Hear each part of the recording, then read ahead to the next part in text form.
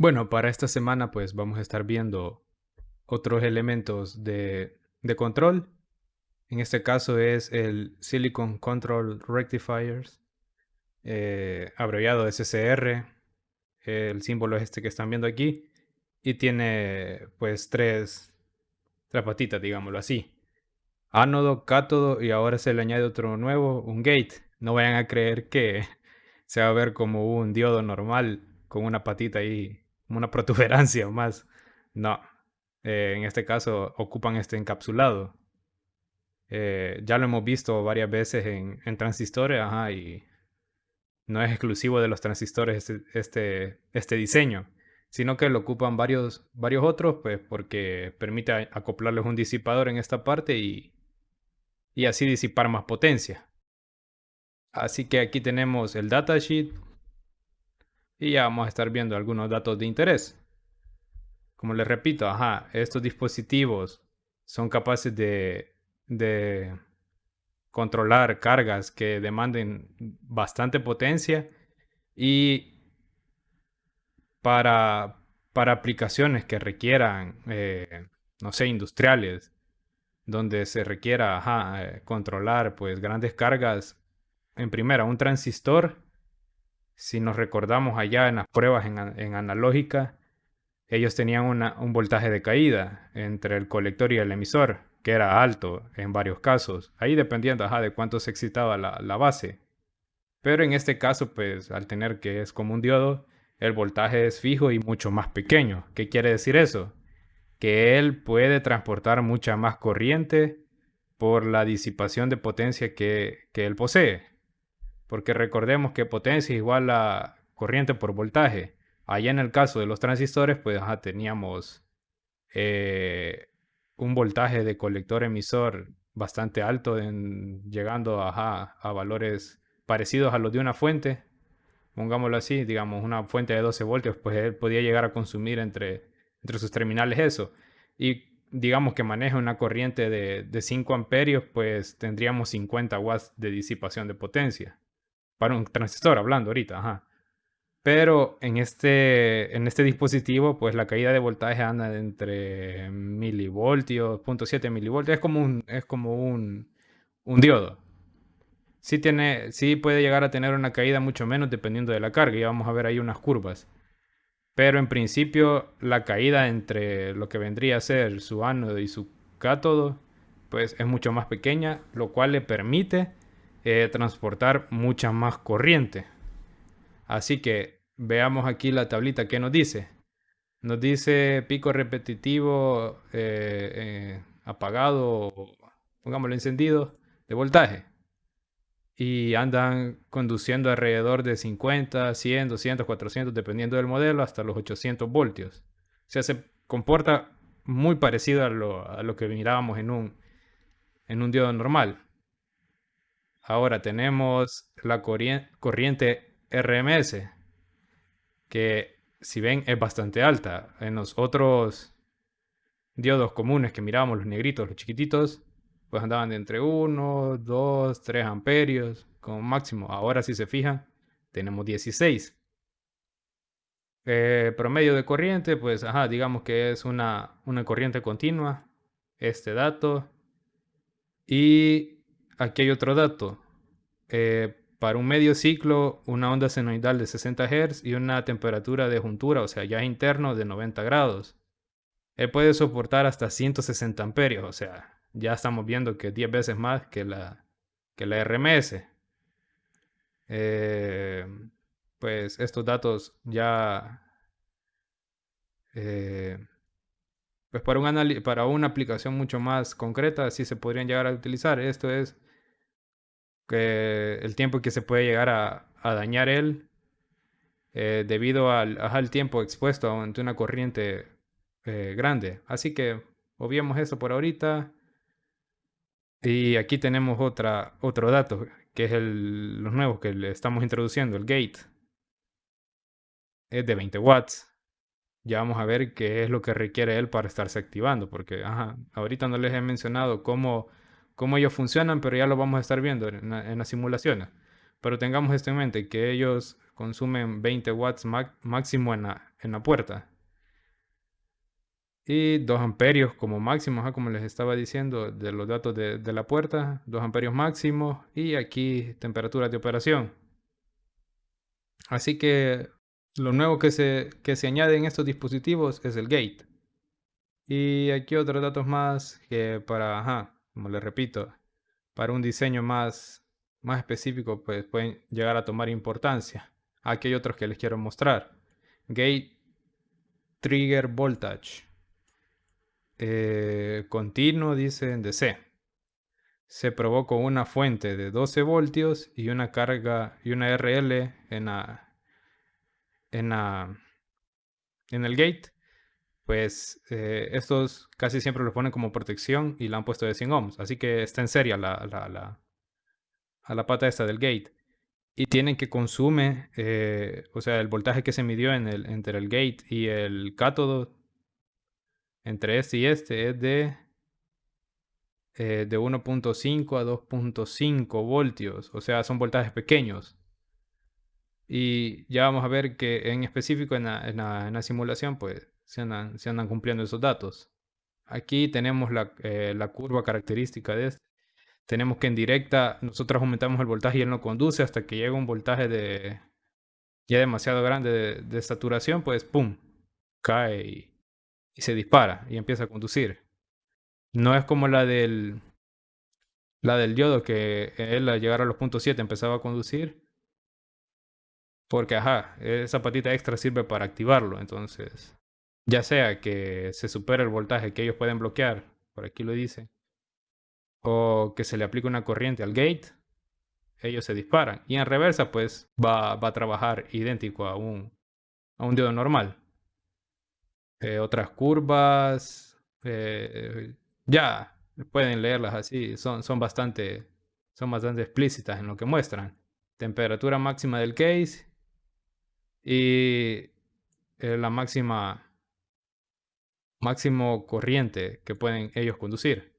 Así que estas curvas son bastante, pues, concretas en lo que muestran y ya para diseños en concreto, pues se pueden ocupar, como les repito. Aquí les voy a mostrar otro SSR. Estos no les había dicho qué serie eran. Eran los 2N 6400.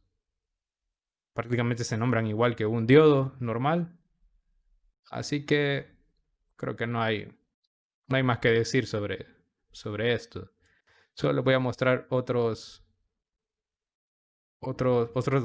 modelos para que los comparen. Aquí tenemos el BT145, igual es una serie. Y ellos de entrada nos muestran pues también los voltajes que pueden conducir tanto en directa como en inversa. O sea que pueden bloquear en inversa y que conducen en directa. Y la corriente pues igual que en el anterior. Y el RMS que ya nos hace alusión que es una onda senoidal con un pico de 25 amperios y prácticamente es idéntico que el anterior. Como siempre, yo les voy a estar dejando los datasheets en la carpeta compartida por si les interesa saber más de estos dispositivos, pues leerla y por si alguna vez lo necesitan o algo. Y aquí tenemos otro encapsulado, es el TO03 y sí, es idéntico al de unos transistores que ocupamos allá en analógica para aumentar la potencia de salida. O sea, si estamos viendo esto es porque ya van en serio y pueden transportar mucha más corriente. Y aquí podemos ver siempre que nos detalla al inicio los voltajes tanto en reversa. Bueno, aquí literal nos dice ya que solo es de reversa.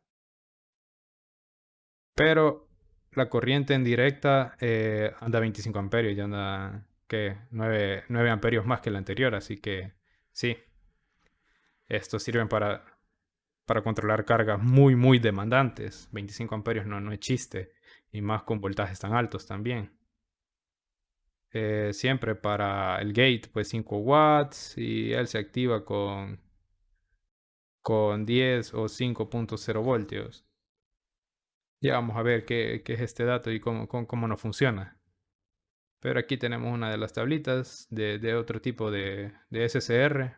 con otro encapsulado mucho más potente. Y pasémonos a la simulación. Aquí yo les he preparado 3 circuitos y ya vamos a ver su funcionamiento. En este caso no estoy ocupando un modelo en específico, pues he optado por uno ideal. O sea, estos pueden conducir potencia infinita. Y ya pues si se quiere llegar a diseñar algo así en físico, pues habría que hacer el análisis de cuánta potencia consume esto, o sea, cuánta corriente está pasando aquí. Y en base a eso elegir pues el dispositivo. No es solo de llegar y, hey, véndame un SSR y ya lo voy a ocupar. No, ahí depende de la aplicación que se le vaya a dar. En este caso yo he puesto un foco. Y si yo corro ahorita mi simulación, este foco consume, ¿qué? 60 watts, es uno típico, uno de esos incandescentes, o no sé cómo llamarles a los viejos, a los que consumen más, a los que no son ahorrativos. Pues, ajá, es una carga ya bastante demandante. En el ánodo tenemos una fuente variable que si yo ahorita la muevo, mi foco nunca va a encender. No está funcionando como un diodo normal. Y, ajá, aquí está la patita extra que se llamaba gate. Entonces, si yo dejo aquí un voltaje de 12 voltios, dejémosle 120, va, directo. Y yo empiezo a aumentar el voltaje del gate. Él sigue bloqueando con 1 voltio, con 1.8 voltios, con 2 voltios. Aún no se activa. Llegamos a 3. Uy, no me fijé en qué momento se activó, pero andaba por alrededor de los 2.5 voltios. Querría pensar eso. Sí, sí, 2.5 voltios, ajá. Y vemos que en efecto mi carga ya se activó y está consumiendo los 60 watts. Como les digo, la caída de voltaje de este va a depender también, o sea, de la curva que estábamos viendo.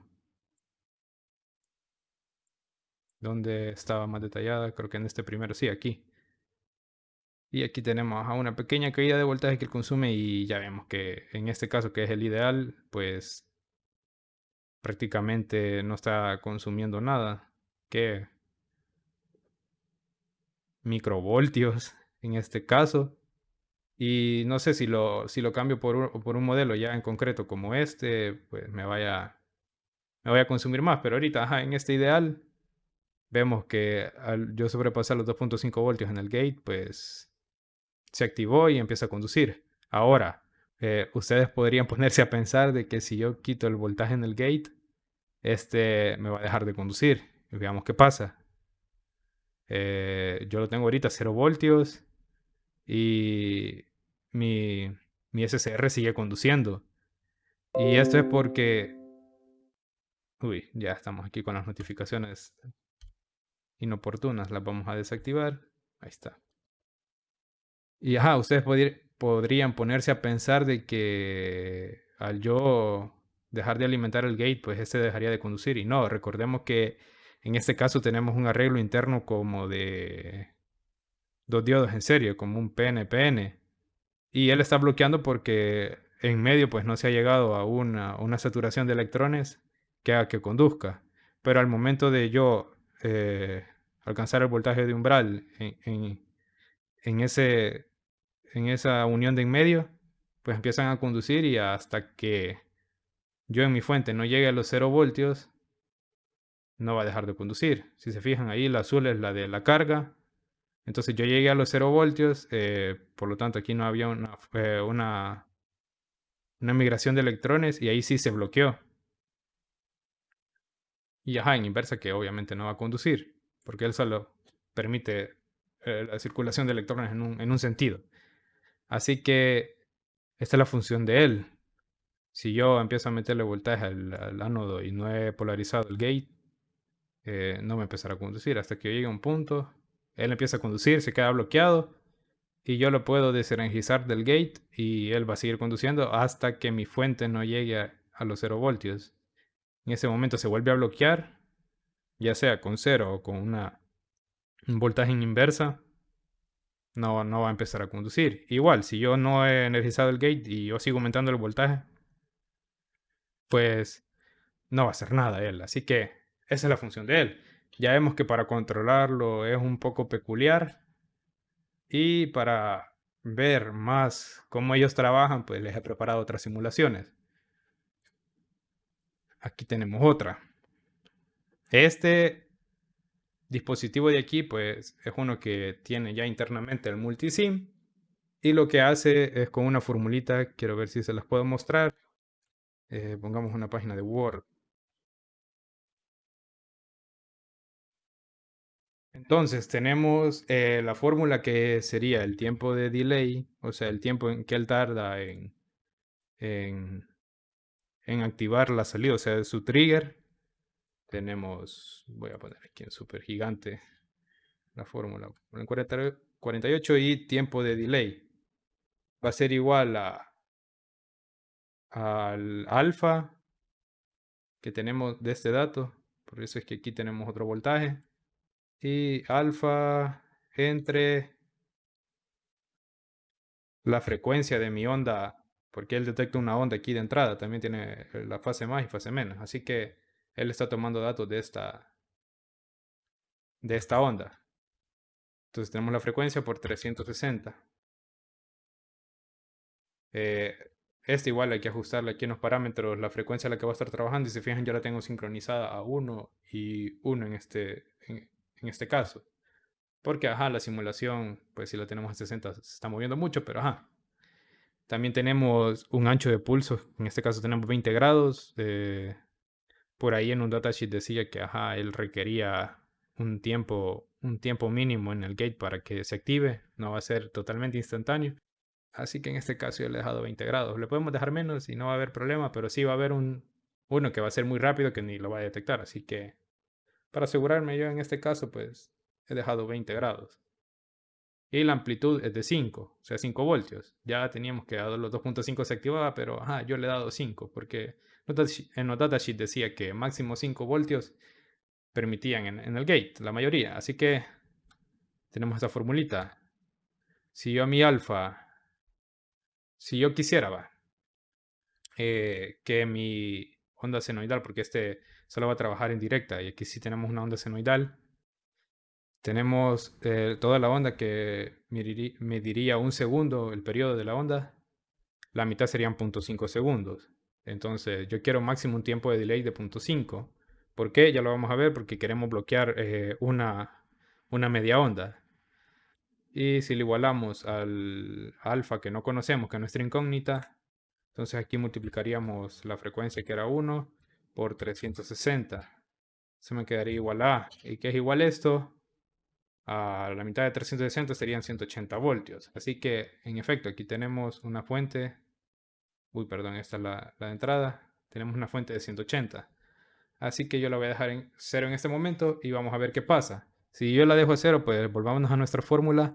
Vamos a tener que el tiempo de delay va a ser 0, porque aquí tenemos 0 y cualquier cosa dividida entre eh, quiero decir 0 dividido entre cualquier cosa, pues es 0. Así que, permítanme ajusto esto. Así que aquí tenemos nuestra onda de salida. Aquí se está dibujando porque ajá, el tiempo que yo estoy mostrando es bastante alto. Pero si yo aquí empiezo a mover, miremos que ahorita tengo el mismo foquito de 60 watts, pero como solo está ocupando la mitad de la onda, solo está consumiendo la mitad de potencia también. Así que eso es una de las limitantes de este dispositivo, que para corriente alterna, uy, permítanme, ya vemos que no es capaz de entregar toda la potencia de una onda porque la mitad la está bloqueando, así que ya vemos una de las limitantes.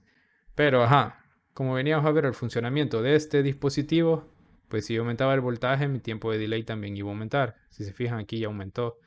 Y prácticamente lo tengo, solo estoy ocupando un cuarto de la onda en el foco. Así que los watts ya empiezan a decaer. Igual, si yo sigo aumentando aquí, pues mi tiempo de delay va a aumentar también. Y va a ir consumiendo menos watts el foco. Si yo sigo aumentando, sigo bajando los watts de mi foquito. Y hasta llegar a un punto en el que ya ni siquiera le estoy entregando potencia. Así que podemos ver que ya ni siquiera está encendido. Aquí marca unos watts porque se está tardando en hacer los cálculos. Si se fijan, sigue bajando, pero mi foco ya no está encendido. Así que de esta forma podemos regular la potencia que le estamos entregando a una carga. Si ya nos vamos a 60 Hz, dejémoslo todo normal para que se mire más fluido. 60 y aquí 60. Pues tenemos que él va a estar recortando parte de la onda. Así que aquí tenemos a un controlador de fase, prácticamente como un dimmer para el foco. Esto va a funcionar igual que lo que teníamos allá en analógica, que teníamos el pulso PWM, en el que, si nosotros metíamos una señal DC y la cortábamos en ciertos tramos a muy alta frecuencia, pues no le íbamos a estar entregando, digamos, a un LED la misma potencia que si le conectáramos directamente a la fuente. Así que parecido va a funcionar en este dispositivo y con este SCR. Nosotros podemos ir recordando parte de la onda. Lo de azul significa que es un voltaje que está percibiendo la carga. Ahorita lo tengo todo referenciado a este punto y estoy midiendo aquí, pues el azul es el voltaje de la carga. Así que ya vimos una de las aplicaciones. Esta es de las mejores formas para controlar el SCR. Ya vamos a ver otra, que si ustedes empiezan a buscar circuitos con SCR, pues el más común, pero está malo. Ya vamos a ver por qué. Así que ya vimos, este dispositivo tiene el pro de que puede controlar cargas muchísimo demandantes en ese sentido, porque nos permite conducir corrientes bastante altas, es económico, su fabricación es prácticamente dos diodos en serie, o sea, internamente tiene esa estructura PN-PN y el contra, que el dispositivo para controlarlo, pues sí puede llegar a ser un poco difícil de construir, porque tenemos en cuenta que tiene que estar sincronizada tanto nuestra onda de entrada y hacer el cálculo del tiempo de delay de todo esto. Y el ancho de pulso que nos va a entregar, para activarlo. Así que yo no dudaría que con un Arduino se puede hacer. Si gustan en algún laboratorio, o sea, yo puedo subir algún proyecto con Arduino. Por favor, déjenos en los comentarios, así puedo tener una retroalimentación a ver si les interesaría hacer algún, algún proyecto así. Y como les explicaba anteriormente, el circuito que más ocupaban era, era este.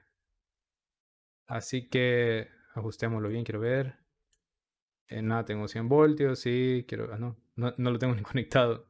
Así que lo voy a conectar. Bueno, aquí ya les di vuelta, sí, porque medir con este osciloscopio el voltaje en la carga, pues no iba a poder porque iba a ser el mismo voltaje de la fuente. Así que los cambié de sentido y ahora sí podemos ver el voltaje en el foquito. Si yo lo enciendo, ya estamos viendo de que ya está recordando parte de la onda. ¿Cuál es el inconveniente de este? Si nos fijamos las escalas, quiero ver en el B, que sería este, tenemos 100 voltios. Sí, todas las escalas están iguales. En los otros, pues, el voltaje en el gate lo había dejado yo con un voltaje de cinco por cuadrito. Pero en este caso, ¿qué es lo que tenemos? Eh, la fuente, el SCR, la carga en serie al SCR. Y en el gate estamos ocupando el mismo voltaje de entrada, en el cual tenemos una derivación con esta resistencia y carga un capacitor. Y el voltaje aquí de referencia, pues el que va a ocupar para activar el SCR. ¿Qué va a pasar? Que si yo en este caso, pues bajo mucho la resistencia, o sea, aquí nuestro capacitor, si se fijan, ya va teniendo un voltaje mucho más alto. Anda de alrededor, bueno, aquí no lo he medido, pero pongamos una probeta de medición.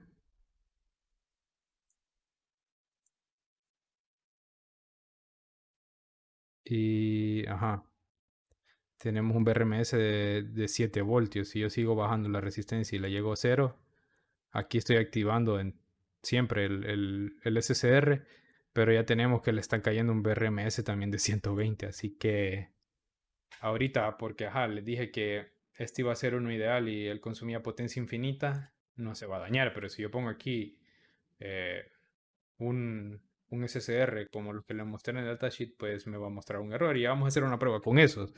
A ver qué onda ahí. Pero sí, va a funcionar prácticamente, teóricamente, perdón, igual a este circuito, pero al yo variar el potenciómetro, pues mi control del ángulo no va a ser lineal. Si se fijan aquí, yo lo voy a variar un 1% y ya desplacé bastante de mi onda. Así que no esperemos un control lineal. Si se fijan al 7%, pues ya tengo mi mitad de onda nada más aquí, mitad de semiciclo. Y si yo sigo variando, pues aquí ya lo varía mucho más y no se ha movido prácticamente nada. Así que no tenemos un control lineal para este circuito, pero teóricamente funciona igual. Ya vimos que aquí ya no le estamos transmitiendo potencia a nuestro foco, pero si yo caigo aquí a cero resistencia, pues le voy a estar transfiriendo toda la media onda a a mi carga. Y ese es el inconveniente de este circuito, que sí, en varios lugares se lo van a topar como un ejemplo para utilizar el SSR, pero no es, no es recomendable usarlo por este mismo voltaje que le van a estar inyectando al gate. O sea, si ustedes conectan esto ya físicamente, pues posiblemente se les queme o les explote el SSR. Y hagamos esa prueba que yo les decía de cambiar esto por un componente real. A ver si lo encuentro. Quiero ver. Estamos en SCR. Y el más potente que teníamos era el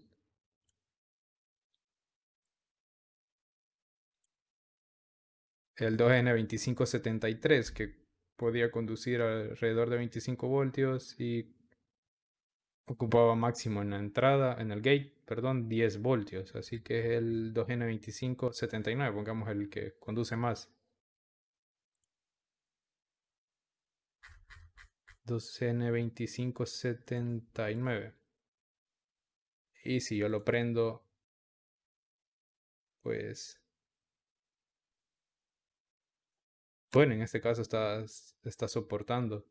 Bueno, ya viendo ahorita la simulación, sí, si se fijan a resistencias bastante pequeñas, pues hasta me deforma la onda porque él está poniendo aquí un bloqueo en el voltaje bien pequeño, porque él va a tener punto 7 con respecto a este punto, así que no dudaría que él está haciendo este bloqueo de los puntos 7. Pero si nos fijamos aquí ya en cero, sí está llegando a consumir, a ponerle la fuente entera en este punto. Y ahí no estamos ya saliendo de los márgenes de operación. Puede ser que, por las curvas de este dispositivo que está cargado, como es el más potente, sí está funcionando, pero probemos uno más sencillito, a ver si ocurre el efecto destructivo en él. 2N,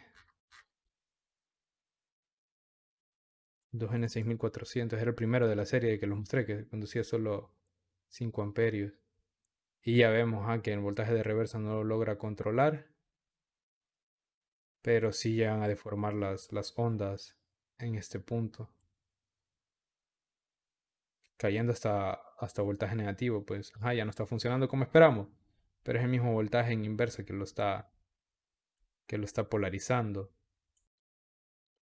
Bueno, ya vimos que aunque soporten, no se están comportando como esperamos. Sí, yo estaba enfrascado a ver que me arrojara un error en la simulación, pero no me había fijado de que no está haciendo el switcheo como se esperaba ya con el ideal. O sea, aquí le estamos ya transfiriendo cero potencia y recordemos que en el anterior sí lograba switchear en un momento. Bueno, aquí sí está logrando hacer, digamos, el 10% serían 20 kilo ohms. Bueno, para eso son los laboratorios, para ver el funcionamiento de estos dispositivos.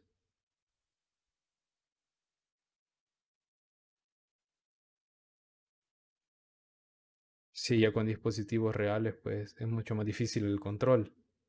Por eso se recomienda ocupar módulos como este. Claro, no van a ser fáciles de encontrar, pero para proteger el circuito y tener un funcionamiento adecuado, pues son necesarios.